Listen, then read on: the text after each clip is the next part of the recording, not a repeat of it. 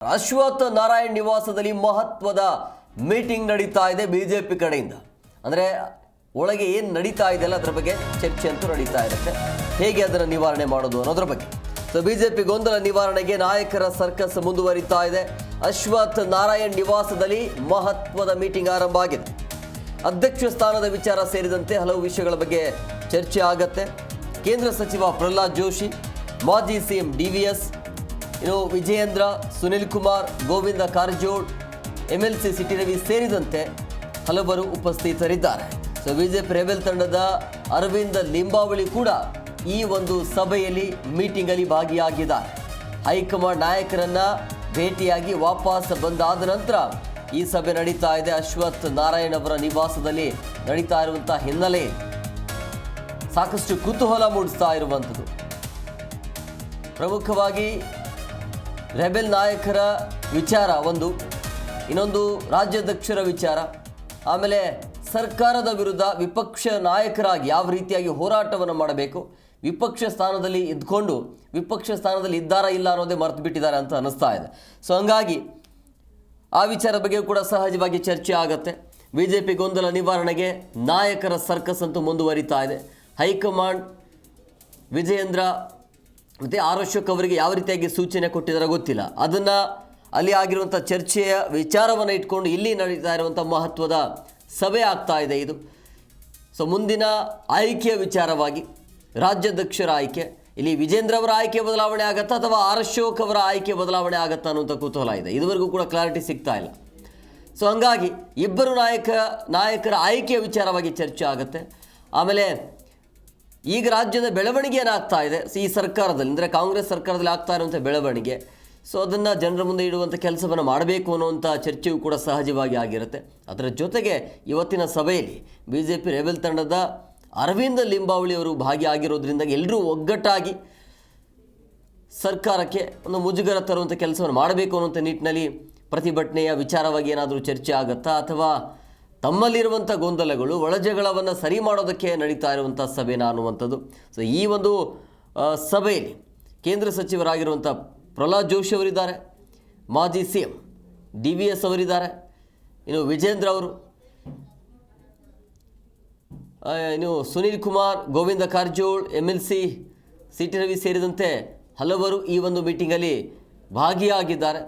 So ಹಂಗಾಗಿ ಸಹಜವಾಗಿ ಕುತೂಹಲ ಇರುವಂಥದ್ದು. ಹೈಕಮಾಂಡ್ ನಾಯಕರನ್ನು ಭೇಟಿ ಆದ ನಂತರ ಈ ಒಂದು ಮೀಟಿಂಗ್ ಆಗ್ತಾ ಇರುವಂಥ ಹಿನ್ನೆಲೆಯಲ್ಲಿ ಸೊ ಮೊದಲು ಎಲ್ಲರೂ ಒಗ್ಗಟ್ಟಾಗಿರಬೇಕಾಗುತ್ತೆ. ಅದಾದ ನಂತರ ತಮ್ಮ ವೈಯಕ್ತಿಕ ಅಭಿಪ್ರಾಯ ಏನಿದ್ರೂ ಕೂಡ ಅದನ್ನು ಪಕ್ಷದ ವೇದಿಕೆಯಲ್ಲಿ ಅಥವಾ ಹೈಕಮಾಂಡ್ ನಾಯಕರ ಜೊತೆ ಅದನ್ನು ಚರ್ಚೆ ಮಾಡಬಹುದು. ಬಟ್ ಇಲ್ಲಿ ಬಹಿರಂಗವಾಗಿ ತಮ್ಮ ಅಸಮಾಧಾನವನ್ನು ಹೊರಹಾಕ್ತಿದ್ದಾರೆ.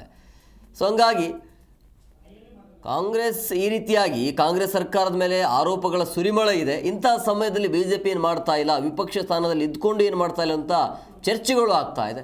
ಸೊ ಹಂಗಾಗಿ ಅದನ್ನು ಸರಿಯಾದ ರೀತಿಯಲ್ಲಿ ನಿಭಾಯಿಸ್ಕೊಂಡು ಹೋಗಬೇಕು ಅನ್ನೋಂಥ ಕಾರಣಕ್ಕಾಗಿ ಎಲ್ಲರೂ ರೆಬೆಲ್ಸ್ ಮತ್ತು ವಿಜೇಂದ್ರ ಅವ್ರ ಟೀಮ್ ಏನಿದೆ, ಎರಡೂ ಟೀಮ್ ಸೇರಿಕೊಂಡು ಮುಂದಿನ ಹಂತದಲ್ಲಿ ಮುಂದಿನ ದಿನಮಾನಗಳಲ್ಲಿ ಒಂದು ಗಟ್ಟಿಯಾಗಿ ನಿಲ್ಲೋಣ ಅನ್ನುವಂಥ ವಿಚಾರ ಇರಬಹುದು ಅಂತ ಅನಿಸುತ್ತೆ.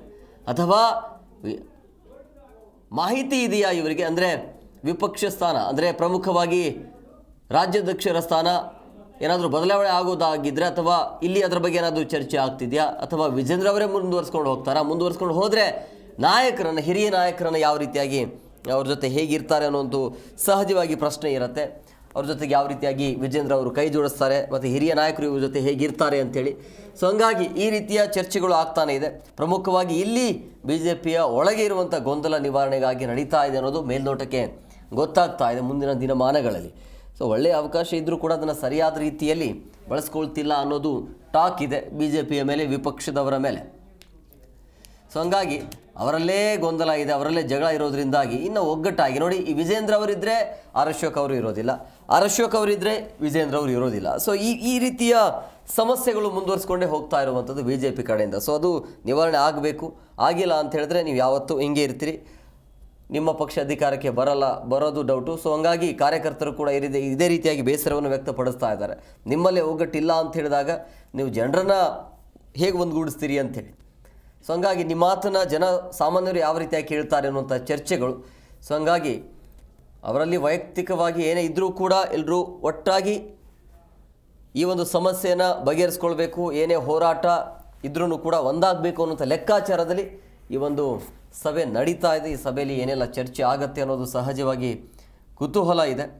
ಸೊ ಒಂದು ಒಳ್ಳೆಯ ಅವಕಾಶ ಇದೆ ವಿಪಕ್ಷದವರಿಗೆ, ಯಾಕಂದರೆ ಕಾಂಗ್ರೆಸ್ ನಾಯಕರಲ್ಲೇ ಗೊಂದಲ ಇರೋದ್ರಿಂದಾಗಿ ಕಾಂಗ್ರೆಸ್ ಮೇಲೆ ಅವರೇದೇ ನಾಯಕರು ಈ ರೀತಿಯಾಗಿ ಅನುದಾನ ಸಿಗ್ತಾ ಇಲ್ಲ ಅನ್ನುವಂಥ ಸ್ಟೇಟ್ಮೆಂಟ್ಗಳು, ಗೋಲ್ಮಾಲ್ ನಡೀತಾ ಇದೆ, ದುಡ್ಡು ಕೊಟ್ಟರೆ ಮನೆಗಳನ್ನು ಕೊಡ್ತಾರೆ ಅನ್ನೋದು, ಆಮೇಲೆ ಬೇರೆ ಬೇರೆ ಹಗರಣ ಆ ಸರ್ಕಾರದ ಮೇಲೆ ಇರೋದ್ರಿಂದಾಗಿ ಅದನ್ನು ಸರಿಯಾದ ರೀತಿಯಲ್ಲಿ ಬಳಸ್ಕೊಳ್ಳುವಂಥ ಜವಾಬ್ದಾರಿ ಈ ಸರ್ಕಾರದ ಇರುತ್ತೆ, ಇವ್ರದ್ದು ವಿಪಕ್ಷದವ್ರದ್ದು. ಬಟ್ ಆ ಕೆಲಸವನ್ನು ಸರಿಯಾಗಿ ಮಾಡ್ತಾ ಇಲ್ಲ ಅಂತ ಅನ್ಸುತ್ತೆ. ನೀವು ವಿಪಕ್ಷರಾಗಿ ಏನೇ ಹೋರಾಟ ಮಾಡಿದರೂ ಕೂಡ ಸೊ ಕಾಂಗ್ರೆಸ್ಗೂ ಕೂಡ ನಿಮ್ಮ ಅಸ್ತ್ರ ಇರೋದ್ರಿಂದಾಗಿ ಈ ಹೋರಾಟ ಮಾಡಲಿಕ್ಕೂ ಕೂಡ ಇವರಿಗೆ ಆಗ್ತಾ ಇಲ್ಲ. ಹೋರಾಟ ಮಾಡ್ತಾರೆ, ಅದು ಒಂದಿನ ಎರಡು ದಿನ ಮಾತ್ರ ಸೀಮಿತ ಆಗ್ತಾಯಿದೆ. ಬಟ್ ತಾರ್ಕಿಕ ಅಂತ್ಯಕ್ಕೆ ಅದನ್ನು ತೆಗೆದುಕೊಂಡು ಹೋಗುವಂಥ ಕೆಲಸ, ಆ ಜವಾಬ್ದಾರಿನ ಯಾರು ತೆಗೆದುಕೊಳ್ತಾ ಇಲ್ಲ ಅಂತ ಅನಿಸ್ತಾ ಇದೆ. ಸೊ ಹಂಗಾಗಿ ಇದು ಮುಂದುವರ್ಸ್ಕೊಂಡು ಹೋದರೆ ಮತ್ತೆ 5 ವರ್ಷ ಮನೇಲಿ ಇರಬೇಕಾಗತ್ತೆ ಅನ್ನುವಂಥ ಲೆಕ್ಕಾಚಾರ ಇರಬಹುದು. ಸೊ ಹಂಗಾಗಿ ಮುಂದಿನ ಚುನಾವಣೆಗಾಗಿ ಈಗಲಿಂದಲೇ ತಯಾರಿಯಂತೂ ನಡೀತಾ ಇದೆ BJPಯಿಂದ.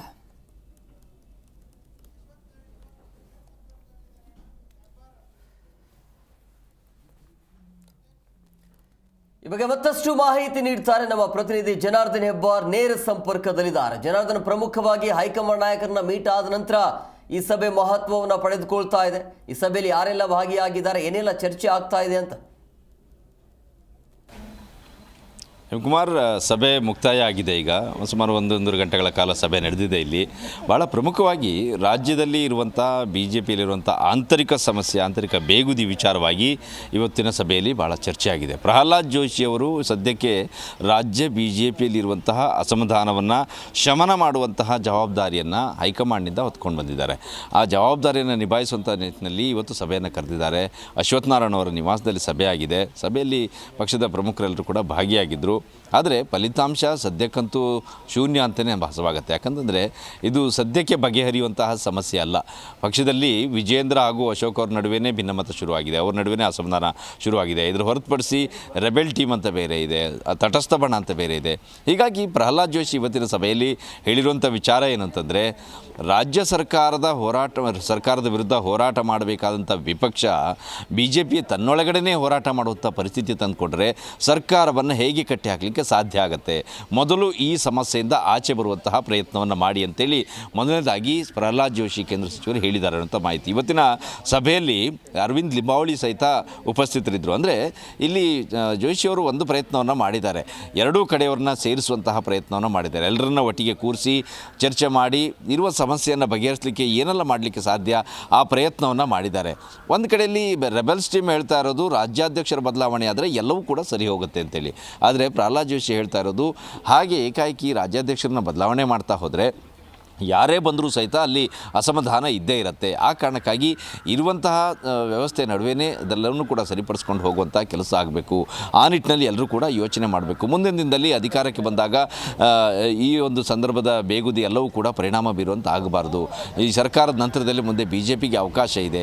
ಈಗಲೇ ಬಣ ಬಡಿದಾಟ ಮಾಡ್ಕೊಳ್ತಾ ಹೋದರೆ ಅಧಿಕಾರಕ್ಕೆ ಬರೋದು ಕೂಡ ಕಷ್ಟ ಆಗುತ್ತೆ. ಹಾಗಾಗಿ ಎಲ್ಲರೂ ಕೂಡ ಯೋಚನೆ ಮಾಡಿ ಅನ್ನೋಂಥ ವಿಚಾರವನ್ನು ಹೇಳಿದ್ದಾರೆ. ಇನ್ನೊಂದು ಪ್ರಮುಖ ವಿಚಾರ ಏನಂತಂದರೆ, ವಿಜೇಂದ್ರ ಅವರಿಗೆ ಈ ಸಂದರ್ಭದಲ್ಲಿ ಜೋಶಿಯವರು ಒಂದಷ್ಟು ವಿಚಾರಗಳನ್ನು ಹೇಳಿದ್ದಾರೆ. ಅಂದರೆ ಒಂದು ರಾಜ್ಯಾಧ್ಯಕ್ಷರಾದ ಮೇಲೆ ಎಲ್ಲರನ್ನೂ ಕೂಡ ಕರೆದು ಮಾತನಾಡಿಸುವಂತಹ ಕೆಲಸವನ್ನು ಮಾಡಬೇಕು. ಪಕ್ಷದಲ್ಲಿ ಯಾರೇ ಅಸಮಾಧಾನಗೊಂಡಿದ್ದವರಿರಲಿ, ರಾಜ್ಯಾಧ್ಯಕ್ಷರ ವಿರುದ್ಧ ಏನೇ ಅಸಮಾಧಾನಗೊಂಡಿದ್ದರೂ ಇಲ್ಲಿ ನೀವು ವೈಯಕ್ತಿಕವಾಗಿ ವಿಚಾರವನ್ನು ನೋಡ್ದೇನೆ ರಾಜ್ಯಾಧ್ಯಕ್ಷರಾಗಿ ಏನು ಮಾಡಲಿಕ್ಕೆ ಸಾಧ್ಯ ಆ ಪ್ರಯತ್ನವನ್ನು ಮಾಡಬೇಕು. ಯಾರೇ ಅಸಮಾಧಾನಗೊಂಡಿದ್ದರೂ ನೇರವಾಗಿ ಹೋಗಿ ಅವ್ರ ಜೊತೆಯಲ್ಲಿ ಮಾತುಕತೆಯನ್ನು ಮಾಡಬೇಕು. ಯತ್ನಾಳ್ ಅವರು ನೇರವಾಗಿ ಮಾತಾಡ್ತಿದ್ರು, ವ್ಯಕ್ತಿಗತವಾಗಿ ಮಾತಾಡ್ತಿದ್ರು. ಈ ಕಾರಣಕ್ಕಾಗಿ ಅವ್ರ ಜೊತೆಯಲ್ಲಿ ಮಾತನಾಡಲಿಕ್ಕೆ ಸಾಧ್ಯ ಆಗಲಿಲ್ಲ, ಓಕೆ. ಆದರೆ ಉಳಿದಂಥ ರೆಬೆಲ್ಸ್ ನಾಯಕರು ಯಾರೂ ಕೂಡ ವ್ಯಕ್ತಿಗತವಾಗಿ ಕನಿಷ್ಠ ಪದವನ್ನು ಬಳಸಿ ಎಲ್ಲ ಕಡೆ ಮಾತಾಡ್ತಾ ಇಲ್ಲ. ಹಾಗಾಗಿ ಅವ್ರ ಜೊತೆಯಲ್ಲಿ ಹೋಗಿ ಸಭೆ ಮಾಡುವಂಥ ಪ್ರಯತ್ನ ಆಗಿದೆಯಾ? ಯಾರನ್ನೋ ಕಳಿಸಿ ಸಭೆ ಮಾಡಿ ಅದು ಆ ಪ್ರಯತ್ನಕ್ಕಿಂತ ಹೆಚ್ಚಾಗಿ ನೇರವಾಗಿ ನೀವೇ ಹೋಗಿ ಅವ್ರ ಜೊತೆಯಲ್ಲಿ ಕೂತು ಮಾತನಾಡಿದ್ರೆ ಆವಾಗ ಸಮಸ್ಯೆ ಪರಿಹಾರ ಮಾಡಿಕೊಳ್ಳಲಿಕ್ಕೆ ಸಾಧ್ಯ ಆಗುತ್ತೆ. ಇಂತಹ ಪ್ರಯತ್ನವನ್ನು ರಾಜ್ಯಾಧ್ಯಕ್ಷರಾಗಿ ನೀವು ಮಾಡದೇ ಇದ್ದರೆ ಇನ್ಯಾರು ಮಾಡಲಿಕ್ಕೆ ಸಾಧ್ಯ? ನಿಮ್ಮ ರಾಜ್ಯಾಧ್ಯಕ್ಷ ಸ್ಥಾನ ಇರೋದೇ ಅದಕ್ಕಾಗಿ. ಪಕ್ಷದಲ್ಲಿ ಎಲ್ಲರನ್ನೂ ಸಮಾಧಾನಪಡಿಸಿ ಎಲ್ಲರನ್ನೂ ಕೂಡ ಒಟ್ಟಿಗೆ ತೆಗೆದುಕೊಂಡು ಹೋಗುವಂಥ ಪ್ರಯತ್ನವನ್ನಾದರೂ ಶುರು ಮಾಡಬೇಕು. ರಾಜ್ಯ BJPಯಲ್ಲಿ ಬಹಳ ದಿನಗಳಿಂದ ಆ ಸಮಸ್ಯೆ ಇದೆ. ಅಶೋಕ್ ಅವರು ಮತ್ತು ವಿಜೇಂದ್ರ ಅವ್ರ ನಡುವೆ ಕಂದಕ ಸೃಷ್ಟಿಯಾಗಿದೆ. ಈ ಸಮಸ್ಯೆ ಕೂಡ ಪರಿಹಾರ ಮಾಡಲಿಕ್ಕೆ ಪ್ರಯತ್ನಗಳಾಗ್ತಾ ಇಲ್ಲ. ಇಲ್ಲಿ ರಾಜ್ಯ BJPಯಲ್ಲಿ ಸಮಸ್ಯೆ ಎಷ್ಟಿದೆ ಅನ್ನೋದಕ್ಕಿಂತ ಹೆಚ್ಚಾಗಿ ಇರುವಂತಹ ಸಮಸ್ಯೆಯನ್ನು ಪರಿಹಾರ ಮಾಡೋದಕ್ಕೆ ಪ್ರಯತ್ನ ಯಾರೂ ಕೂಡ ಒಂದು ಹೆಜ್ಜೆ ಮುಂದಿಡ್ತಾ ಇಲ್ಲ. ಮಾತೆತ್ತಿದ್ರೆ ಹೋಗಿ ದೆಹಲಿಗೆ ಹೋಗಿ ನಾಯಕರನ್ನ ಭೇಟಿ ಆಗ್ತಿದ್ದಾರೆ. ಆಗ್ತೀರಿ, ದೆಹಲಿ ನಾಯಕರು ಎಷ್ಟು ಅಂತ ಇದರ ಬಗ್ಗೆ ಗಮನ ಹರಿಸಲಿಕ್ಕೆ ಸಾಧ್ಯ. ಆ ಕಾರಣಕ್ಕಾಗಿಯೇ ಜೋಶಿ ಅವರಿಗೆ ಈಗ ತನಗೆ ಜವಾಬ್ದಾರಿಯನ್ನು ವಹಿಸಿದ್ದಾರೆ ಅನ್ನೋಂಥ ವಿಚಾರವನ್ನು ಹೇಳಿದ್ದಾರೆ. ಆ ವಿಚಾರದಲ್ಲಿ ಎಲ್ಲರನ್ನೂ ಕೂಡ ಕರೆದು ಮಾತನಾಡಿಸುವಂತಹ ಪ್ರಯತ್ನವನ್ನು ನಾನು ಮಾಡ್ತಾ ಇದ್ದೀನಿ. ಇದು ಇಲ್ಲಿಗೆ ಮುಗಿದೇ ಹೋದ ಪಕ್ಷದಲ್ಲಿ ದೆಹಲಿಗೆ ಹೋದರೆ ದೆಹಲಿಯಲ್ಲಿಯೇ ಈ ಸಮಸ್ಯೆ ಇತ್ಯರ್ಥ ಆಗಬೇಕು ಅನ್ನೋಂಥ ಪರಿಸ್ಥಿತಿ ಏನಾದರೂ ಬಂತು ಅಂದರೆ ಹೈಕಮಾಂಡ್ ಯಾವ ನಿರ್ಧಾರ ತೆಗೆದುಕೊಳ್ಳುತ್ತೆ ಅಂತ ಹೇಳಲಿಕ್ಕೆ ಸಾಧ್ಯ ಇಲ್ಲ. ಹಾಗಾಗಿ ಎಲ್ಲರೂ ಕೂಡ ಈ ಬಗ್ಗೆ ಯೋಚನೆ ಮಾಡಿ, ಇದು ಮೊದಲ ಸಭೆ ಅಷ್ಟೇ, ಅಂದರೆ ಎಲ್ಲ ಬಣದವರನ್ನು ಕೂಡ ಸೇರಿಸಿ ಮಾಡ್ತಾ ಇರುವಂಥ ಮೊದಲ ಸಭೆ ಇದು. ಒಂದು ರೀತಿಯಲ್ಲಿ ಈ ಸಭೆಯಲ್ಲಿ ಎಲ್ಲರಿಗೂ ಒಂದು ಸಂದೇಶವನ್ನು ಕೊಡುವಂತಹ ಪ್ರಯತ್ನವನ್ನು ಮಾಡಲಾಗಿದೆ, ಎಲ್ಲರಿಗೂ ತಿಳಿ ಹೇಳುವಂಥ ಪ್ರಯತ್ನವನ್ನು ಮಾಡಲಾಗಿದೆ. ಎಲ್ಲರೂ ಒಂದು ಹೆಜ್ಜೆ ಮುಂದೆ ಹೋಗಿ ಮತ್ತು ಸಮಸ್ಯೆ ವಿಚಾರದಲ್ಲಿ ಒಂದು ಹೆಜ್ಜೆ ಹಿಂದೆ ಹೋಗಿ ಪರಿಹಾರ ಮಾಡೋ ನಿಟ್ಟಿನಲ್ಲಿ ಒಂದು ಹೆಜ್ಜೆ ಮುಂದಿಡಿ. ಈ ನಿಟ್ಟಿನಲ್ಲಿ ಚರ್ಚೆಯನ್ನು ಮಾಡಿ ಪ್ರತಿಯೊಬ್ಬರು ಕೂಡ ಯೋಚನೆ ಮಾಡಿ ಮತ್ತೆ ಸಭೆ ಸೇರುವಂಥ ಪ್ರಯತ್ನವನ್ನು ಮಾಡೋಣ. ಅಲ್ಲಿಯವರೆಗೆ ನಿಮ್ಮ ಆಪ್ತರ ಜೊತೆಯಲ್ಲಿ ಮಾತುಕತೆಯನ್ನು ಮಾಡಿ ಸಮಸ್ಯೆ ಪರಿಹಾರ ಮಾಡೋದಕ್ಕೆ ಚರ್ಚೆಯನ್ನು ಮಾಡಿ. ರಾಜ್ಯಾಧ್ಯಕ್ಷರ ವಿಚಾರ ಅದು ಹೈಕಮಾಂಡ್ ತೀರ್ಮಾನ ಮಾಡುತ್ತೆ. ಇವರೇ ಕಂಟಿನ್ಯೂ ಆಗ್ತಾರಾ, ಬೇರೆಯವರು ಬರ್ತಾರಾ, ಅದು ಪ್ರಶ್ನೆ ಬೇರೆ. ಆದರೆ ಸದ್ಯಕ್ಕೆ ಇರುವಂತಹ ವ್ಯವಸ್ಥೆಯ ಒಳಗಡೆ ಎಲ್ಲರೂ ಕೂಡ ಒಂದಾಗಿ ಹೋಗಬೇಕು, ಬಹಿರಂಗವಾಗಿ ಅಸಮಾಧಾನ ಹೊರಹಾಕುವಂಥ ವಿಚಾರವನ್ನು ನಿಲ್ಲಿಸಬೇಕು ಅನ್ನೋಂಥ ವಿಚಾರದಲ್ಲಿ ಇವತ್ತಿನ ಸಭೆಯಲ್ಲಿ ಚರ್ಚೆ ಆಗಿದೆ ಅನ್ನೋಂಥ ಮಾಹಿತಿ ಸಿಗ್ತಾ ಇದೆ. Hemakumar. Okay, thank you Janardhan ನಿಮ್ಮೆಲ್ಲ ಡೀಟೇಲ್ಸ್ಗಾಗಿ.